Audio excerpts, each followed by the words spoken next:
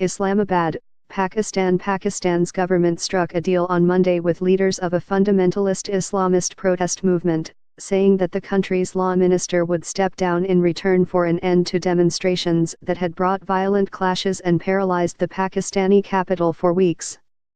The embattled law minister, Zahid Hamid, whom protesters had accused of blasphemy, was set to resign as part of negotiations overseen by Pakistan's military, officials said.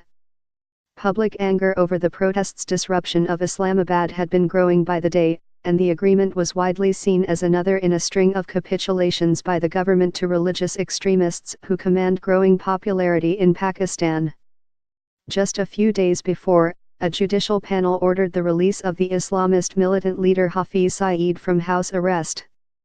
Though Mr. Saeed stands accused in the deadly Mumbai terror attacks in 2008 and is wanted internationally as a terrorist leader and financier, he also enjoys huge popularity in Pakistan, and was seen as very likely to publicly take up leadership of a political party started by his inner circle.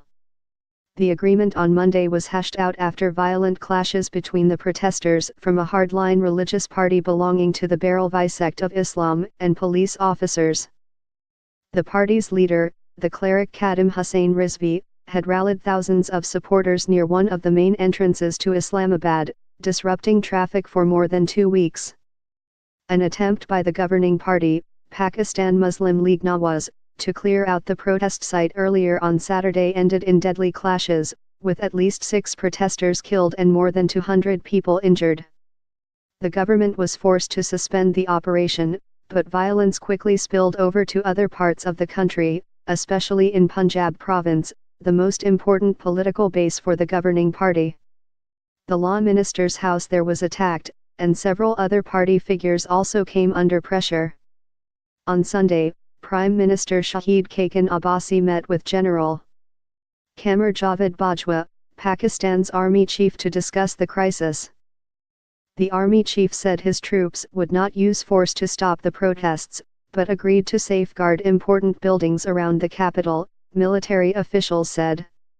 The Barelvi party's protest started over proposed changes to the oath taken by incoming lawmakers, including altering the language that declared the Prophet Muhammad as God's final prophet. Mr. Rizvi and other hardline clerics said the changes, under the supervision of Mr. Hamid, the law minister, resulted in blasphemy, which is listed under the country's laws as a capital offense. Even isolated accusations of blasphemy have led to lynchings or mob violence, and Mr. Rizvi has frequently used the issue to whip up outrage at sermons and party rallies. The law minister denied the charge, releasing a video in which he stated that he personally believed that Muhammad was God's final prophet, and the government quickly dropped the proposed changes to the oath. But the efforts to placate Mr.